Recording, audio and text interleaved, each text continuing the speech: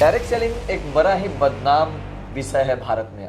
इस इंडस्ट्री में सबसे एक पॉजिटिव बात आपको क्या लगती है? क्या क्या बदलाव हुए इसमें आने से पहले? आपके जीवन में क्या चल रहा था, या फिर इसमें आने के बाद क्या नई चीज़ें आपके लाइफ में अपग्रेड हुई? क्या नई चीज़ें आपने सीखी या क्या क्या डेवलपमेंट हुआ? लोगों का मानना है कि गलत कंपनी भी की संख्या बहुत ज़्यादा है, अच्छी कंपनियाँ बहुत कम है।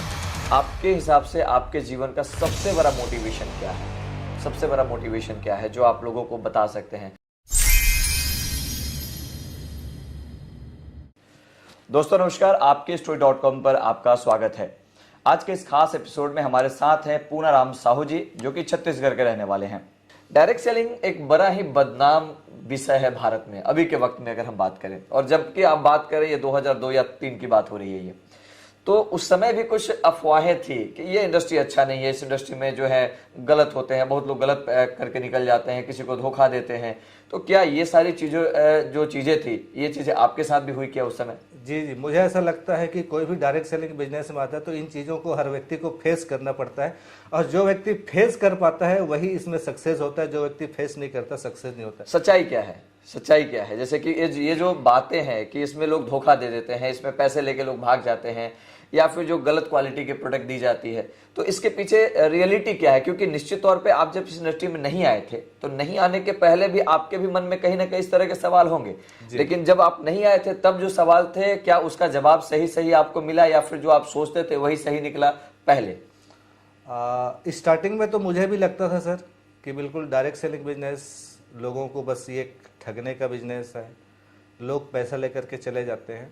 लेकिन हमारे आसपास में कई सारी ऐसी कंपनी हैं जो इस तरह की मनी सर्कुलेशन या चीट फंड में काम कर रही होती है। एक्चुअल में जो आम व्यक्ति होता है, देखिए आप अपने फील्ड से हैं, मैं अपने फील्ड से हूँ, किसान अपने फील्ड से होता है जी। उस समय हमें किसी पर्टिकुलर फील्ड के बारे में पता नहीं होता जी। तो हर चीज़ों को हम बिल्कुल समान रूप से देखते हैं।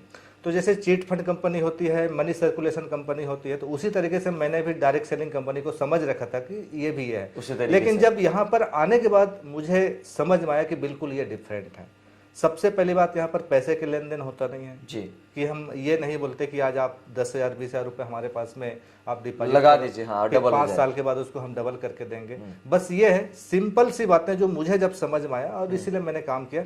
एक व्यक्ति कोई भी आता है, आने के बाद यहाँ की प्रोडक्टों को उन्हें यूज़ करना होता है, और यूज़ करने के बाद यदि वो प्रोडक्ट अच्छा लगे तो इन प्रोडक्टों को जब हम पब्लिश करें, लोगों को बताएं, इन प्रोडक्टों को प्रमोट करें, और जब प्रमोट करते हैं तो लोगों को भी अच्छा लगता है और यहाँ का प्रोडक्ट यूज़ करना चालू कर देते हैं, तो यही हमारा नेटवर्क होता है, और इसी नेटवर्क से हमें लगातार इनकम आती है। मतलब एक तरह से ये मान के चलिए, जिस तरीके से आज ऑनलाइन बहुत सारी पोर्टल है जिस पे रेफरल इनकम क्रिएट किया जाता है कि अगर आपका अमेजोन या और भी कोई ब्रांड है, अगर उसका प्रोडक्ट अच्छा लग रहा है तो आप भी किसी को एफिलिएट कर सकते हैं, रेफर करके। अगर वो आपके उस लिंक से परचेज करता है तो आपको, तो सिंपल फॉर्मूला अगर हम देखें डायरेक्ट सेलिंग का तो यही है कि अगर आपको कोई प्रोडक्ट पसंद आता है तो उस प्रोडक्ट को आप किसी को बता सकते हो, और अगर आपके बताने पे, आपके कहने पे अगर वो प्रोडक्ट की खरीदारी करते हैं तो फिर उनको भी उसका लाभ मिलेगा। सिंपल यही है क्या? जी, बिल्कुल सिंपल यही है सर।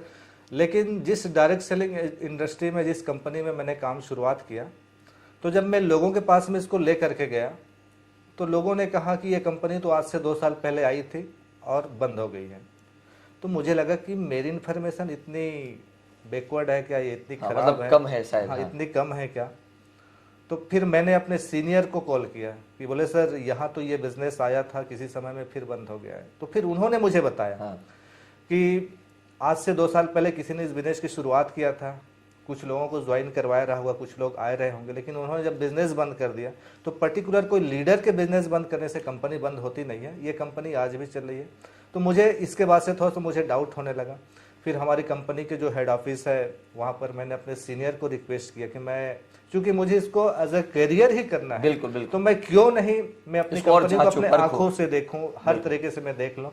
फिर मेरे सीनियर को लगा कि नहीं, ये बंदा बिल्कुल सही कह रहा है, उनको भी लगा कि शायद ये एक मजबूत बंदा है। उन्होंने कहा बिल्कुल डेफिनेटली हम हमारी कंपनी का जो हेड ऑफिस है वहाँ पर जाएंगे।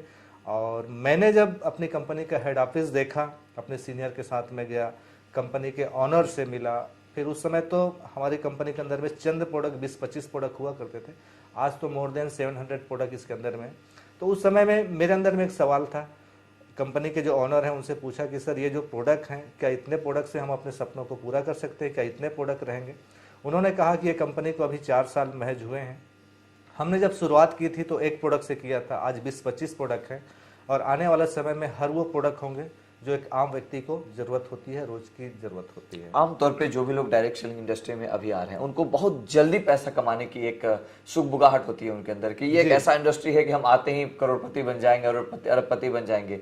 उनके लिए क्या मैसेज है? क्या सच में ऐसा है क्या कि कोई आते ही झटके से करोड़पति बन जाएगा इसमें?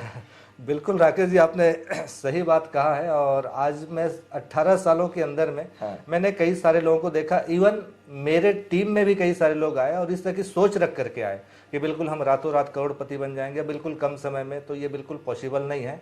इस इंडस्ट्री में जो व्यक्ति के जिनके पास में यदि पेशेंस होगा, जो व्यक्ति धैर्य रख पाएगा, वो बिल्कुल नेटवर्क मार्केटिंग का, डायरेक्ट सेलिंग का वो बादशाह बन सकता है।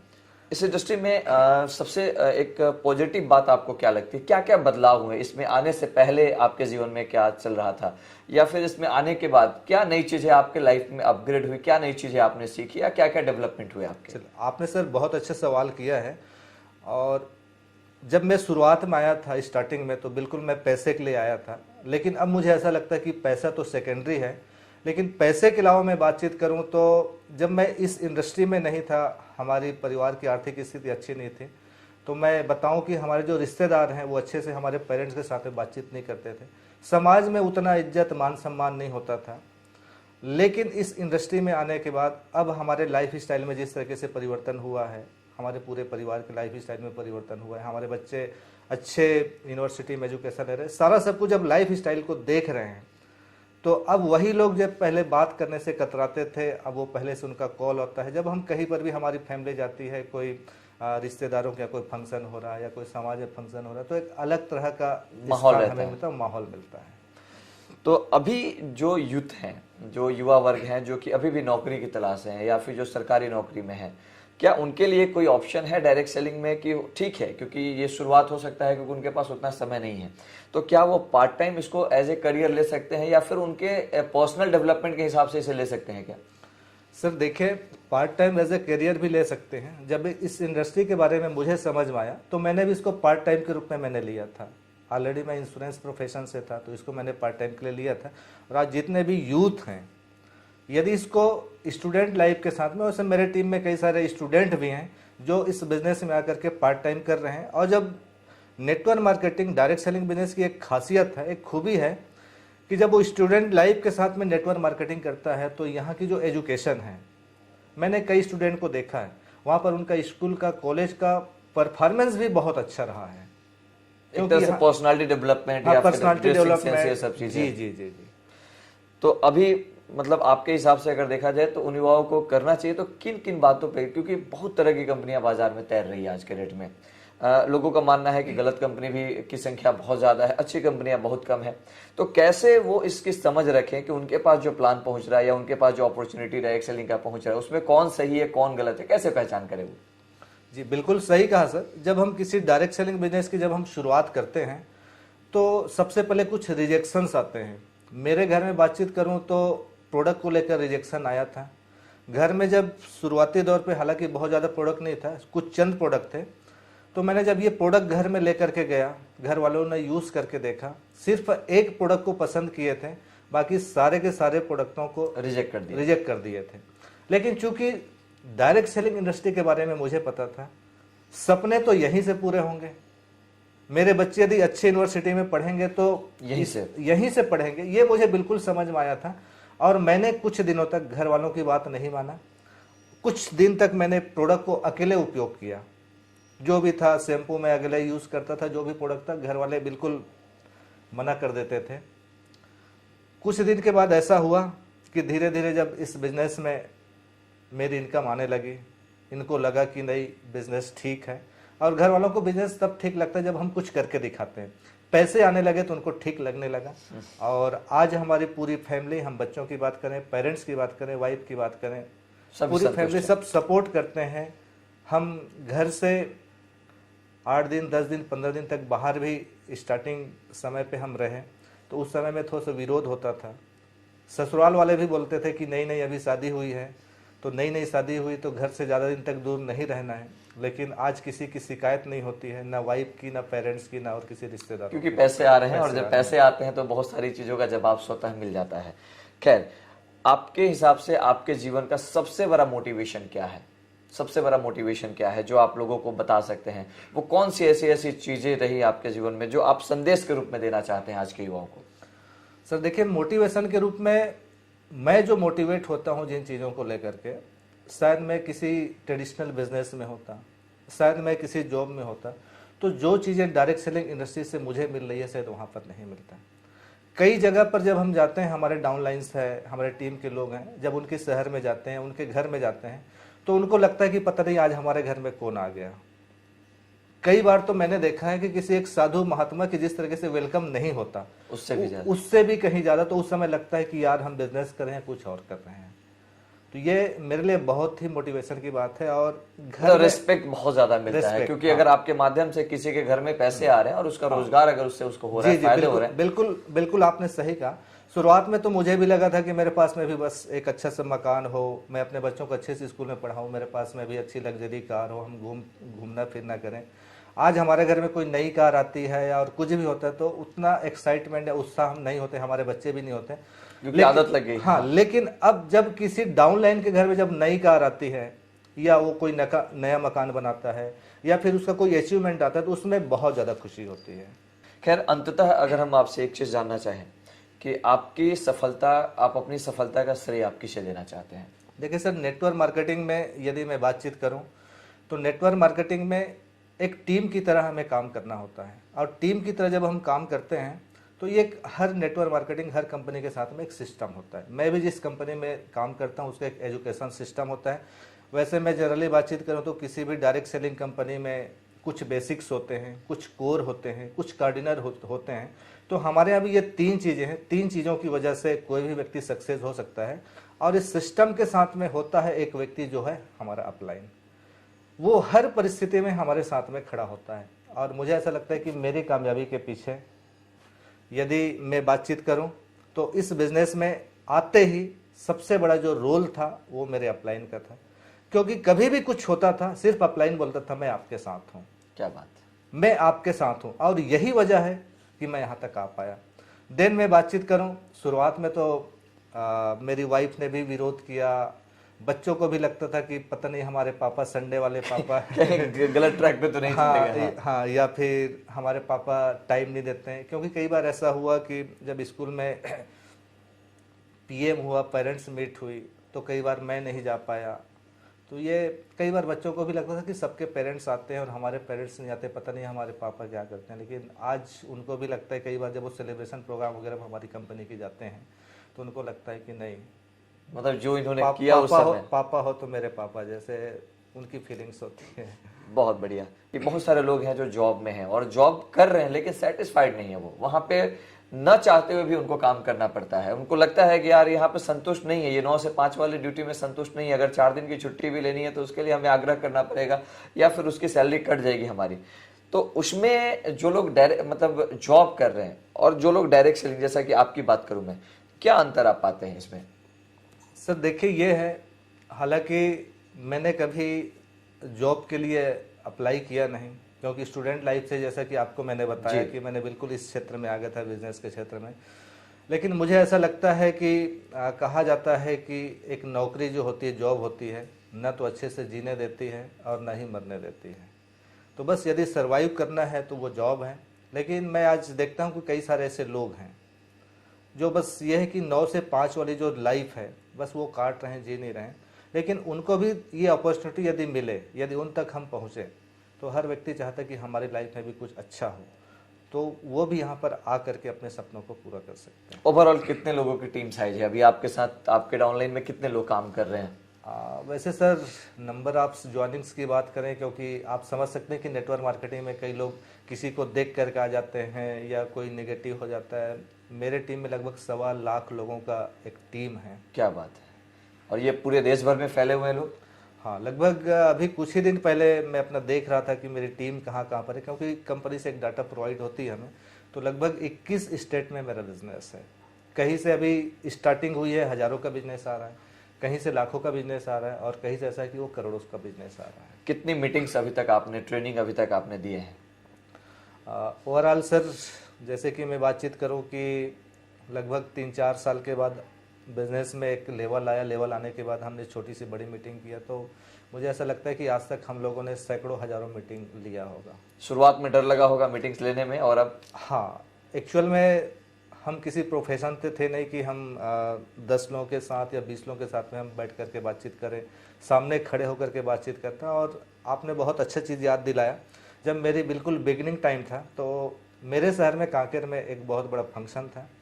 तो मेरे जो सीनियर थे उन्होंने कहा कि आज की प्रोग्राम की स्टार्टअप आपको करनी है नेशनल एंथम के साथ में। माइक मेरे हाथ में दे दिया, मैं स्टेज पे गया। स्टेज में जाने के बाद स्टेज के बाजू से एक दरवाज़ा हुआ करता था, वो दरवाज़ा से निकल करके मैं बाहर आ गया। मेरे सीनियर्स बोले क्या कर रहे हो, फिर दोबारा जाओ। फिर मैं गया, फिर वापस आ गया। तीसरी बार में उन्होंने वहाँ पर मुझे स्टेज तक पहुँचाया और बड़ी मुश्किल से इसको मैंने स्टार्टअप किया था नेशनल एंथम के साथ में। और पता नहीं उस समय में मेरी धड़कनें कितनी चल रही थी मुझे पता नहीं, पर बहुत डर लग रहा था। लेकिन आज तो यह है कि कहा जाता है कि किसी भी काम को जब हम रेगुलर करते हैं तो हमारी हैबिट हो जाती है। एक बहुत अच्छा काम इन्होंने ये किया कि कंटिन्यूटी जो होती है ना, जो किसी भी सफलता के लिए बहुत जरूरी चीज होती है, तो इन्होंने डायरेक्ट सेलिंग इंडस्ट्री में अगर सफलता हासिल की है तो इसके पीछे एक सबसे बड़ा जो कारण है इनका, वो ये है कि इन्होंने कंटिन्यू काम किया है, लगातार काम किया है। किसी भी उतार चढ़ाव में, ना तो उतार में अपने आप को धीमे किया है, ना तो चढ़ाव में अपने आप को बहुत स्पीड किया है। एक जो प्रोसेस होना चाहिए किसी भी काम को करने का, वो इन्होंने लगातार किया है। और आपको जान के हैरानी होगी कि जिस इंडस्ट्री का इन्होंने हाथ थामा वो आज 17 साल से भी ज्यादा हो गए, लगातार एक ही इंडस्ट्री में इन्होंने अपने काम को करते रहे, और उसी का नतीजा है कि ये इस मुकाम पे है। कितने भाई बहन? 7 भाई बहन, उसमें सबसे छोटा मैं हूँ। 7 भाई बहनों में सबसे छोटे आप हुए। तो इन सभी में, क्योंकि परिवार की जिम्मेदारी बहुत बड़ी होती है, 7 भाई बहन अगर हम बात करें तो आपके माता पिता के लिए एक बहुत बड़ा चैलेंजिंग सिचुएशन रहता होगा परिवार को चलाना। तो ये कैसे हो रहा था ये सारा चीज, क्योंकि आप किसान परिवार से आते हैं? जी जी सर, बेसिकली पेरेंट्स जो थे वो किसान परिवार से ही थे, और एकमात्र साधन हुआ करता था सिर्फ खेती। और हमारा जो बचपना है वो बिल्कुल बचपन जो है बहुत टफ टाइम से गुजरा हुआ है। और आप समझ सकते हैं कि सिर्फ खेती किसानी ही एक आय का साधन होता था। और वहाँ पर हमारे माता पिता के लिए 7 बच्चों का पालन पोषण करना कितना टफ रहा होगा। और आय का एकमात्र साधन होने की वजह से उन्होंने, मेरे पिताजी ने अल्टीमेट एक बिज़नेस शुरू किया, किराने का व्यापार, जो आसपास में हाट बाज़ार जाया करते थे।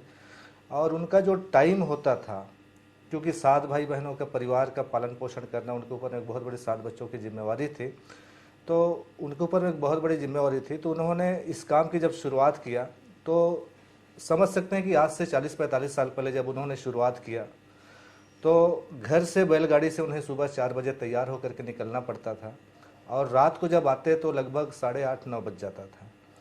और सुबह का जो हमारे लिए जो भोजन है, हमारी माँ सुबह 4:30 बजे तैयार करके रख देती थी। हम सभी भाई बहन अपने हिसाब से, अपने टाइम के हिसाब से खा लेते थे। लेकिन सर, जो रात का जो भोजन है बहुत इंतज़ार करने के बाद हमें मिलता था, क्योंकि रात को 8:30 बजे 9 बजे हमारी माँ आती थी। और समझ सकते हैं कि आज से 40 साल पहले कैसा रहा होगा। आज तो ऐसा है कि 2 मिनट में गैस चालू करो, फटाफट भोजन तैयार कर लो। लेकिन उसके बावजूद भी जब हमारी माँ आती थी तो इंतज़ार करना पड़ता था, बड़े इंतज़ार के बाद हमें भोजन मिल पाता था। ये हमारा बिल्कुल रोज़ का मंडे टू फ्राइडे ये बिल्कुल हमारे पेरेंट्स का शेड्यूल था। सैटरडे का जो दिन होता था, चूँकि कांकेर शहर मेरे गांव से बिल्कुल नज़दीक है, मेरे फादर बैलगाड़ी से पूरे सप्ताह भर के लिए वो सामान खरीद करके लाया करते थे। और संडे का जो दिन होता था, मेरे पेरेंट्स को उनको छुट्टी मनाना चाहिए था, आराम करना चाहिए था, लेकिन वो आराम नहीं करते थे। जिस सेठ की दुकान से वो सामान खरीद करके लाते थे, उस सेठ की दुकान में वो काम करने जाते थे। और मुझे बहुत अच्छे से याद है कि एक दिन की उनकी जो मजदूरी जो मिलती थी वो मात्र 6 रुपए की होती थी। तो उस समय तो हमने इस टाइम को भी हमने फेस किया है हमारे बचपन में। कैसा रहा? क्योंकि जब इतनी जटिलताएं रही होंगी परिवार में, इतना संघर्ष रहा होगा, उसमें परिवार भी चलाना, जब इन सब चीज़ों को अपनी आंखों से आप देख रहे होंगे, तो पढ़ाई में क्या मन लगता था, या फिर लगता था कि पढ़ाई एक माध्यम है जिससे हम आगे बढ़ सकते हैं? सर, पढ़ाई तो एक माध्यम है और आगे बढ़ सकते हैं, लेकिन मैं जब देखता था मेरे पेरेंट्स को, मेरे माता पिता को, वो चाहते तो उनके आंखों, हालांकि मैं बहुत छोटा था, वो चाहते तो थे कि हम अपने बच्चों को अच्छा भोजन कराएं, वो चाहते तो थे कि हम अपने बच्चों को अच्छे से कपड़े पहनाएं, लेकिन वो कर नहीं पाते थे। वो जो एक टीस, एक जो कशिश होता था ना, वो मैं उनकी आंखों में देखता था। तो मैं बहुत छोटा, 12-13 साल की उम्र था। मैं सोचता था कि बड़ा होकर के मुझे कुछ ऐसा करना है। आज हमारे माता पिता को इतनी जो स्ट्रगल करना पड़ रहा है, मुझे करना ना पड़े, और आज अच्छा भोजन अच्छा कपड़ा के लिए आज हम सातों भाई बहनों को जो नहीं मिल पा रहा है, मैं सोचता था कि आने वाले समय जब मेरे बच्चे होंगे तो उनको मैं अच्छे से उनकी परवरिश कर सकूं। ये फिर जब आपको समझ आ गई तो फिर पता चला कि आपने कोई दुकान डाली और फिर दुकान में पान की दुकान डाली, तो वो क्या क्या है वो? सर ये है, मैं सोचता था कि मुझे बड़ा होकर के बहुत पैसा कमाना है। एक चीज़ तो समझ में आ गया था कि बहुत पैसा होगा तभी हम अपनी ज़िंदगी को, अपनी लाइफ को अच्छे से जी पाएंगे। तो मुझे बहुत अच्छे से याद है, जब मैं क्लास 6-7 में था, तो जैसे ही अप्रैल में एनुअल एग्ज़ाम हो जाता था, तो 2 महीने जो मई जून का होता था, वहाँ पर गर्मी के समय में अपने गाँव में पान की दुकान लगाकर अपनी पढ़ाई का खर्चा निकालता। मैं थोड़ा सा बड़ी क्लास में गया तो दोस्तों के साथ में, हमारे छत्तीसगढ़ में मेला का बड़ा प्रचलन है, गांव-गांव में मेला होता है, तो हम लोग स्कूल से समय निकाल करके वहाँ पर, जहाँ पर मेला होता था, साइकिल स्टैंड लगा करके अपने दोस्तों के साथ में मैंने अपने पढ़ाई का खर्चा निकाला। फिर जब मैं कॉलेज में गया तो फिर उसमें तो फीस वगैरह और मुझे ज़्यादा चाहिए था, तो मैंने अपने छोटे बच्चों को ट्यूशन पढ़ाना चालू किया, और इस तरीके से मैंने अपने स्टूडेंट लाइफ को मैंने जिया। तो मतलब उतने कम उम्र में आपने ठेले भी लगाए, मतलब पान की दुकान भी चलाई, साथ में बच्चों को ट्यूशन भी पढ़ाई। फिर उसके बाद जब और आपको अगला स्टेप शायद इंश्योरेंस सेक्टर में आपको काम करने का मौका मिला, तो ये कैसे? जी, बचपन से मैं ये सोचता था कि मुझे बड़ा होकर के कुछ ऐसा करना है कि मैं बहुत पैसा बनाऊं, बहुत पैसा कमाऊं। और स्टूडेंट लाइफ में ही, ये 97 की बात है, जब मैं एमकॉम प्रीवियस में था, तो वहाँ पर एक अखबार में वैकेंसी आया, भारतीय जीवन बीमा निगम में अभिकर्ताओं की भर्ती। LIC क्या था हमें कुछ भी पता नहीं था, हम एक कैंटीन में बस चाय पीने गए थे सारे दोस्त। उस अखबार को देखने के बाद हमारे कॉमर्स डिपार्टमेंट के जो HOD थे, उनके पास में ये ले करके गए, बोले सर ये किस तरह का काम है, क्या है? तो उन्होंने बताया कि अभी पार्ट टाइम के लिए आपको कोई अच्छा सा काम नहीं मिला है, तो आप अपने पॉकेट खर्च के लिए, अपने जेब खर्च के लिए इस काम की शुरुआत कर सकते हैं, और बहुत अच्छा काम है। गवर्नमेंट की पॉलिसी होती है, लोगों तक देना होता है, उसके बदले में आपको कमीशन मिलता है। तो हम सातों दोस्त LIC का ऑफिस गए, वहाँ पर हमने फॉर्म भरा। फॉर्म भरने के बाद एक वक्त आया एग्ज़ाम देने का, एग्ज़ाम भी दिए, सारे रों का रिजल्ट भी आया। जब काम स्टार्ट करने की बारी आई तो मेरे 6 और दोस्त थे, उन्होंने गलती मार दिया। अच्छा। क्योंकि उनकी सोच जॉब में थी। बिल्कुल। और मैंने अकेला LIC के काम को शुरुआत किया। जब मैंने शुरुआत किया तो 3 साल तक मैंने पार्ट टाइम के रूप में LIC के काम को किया।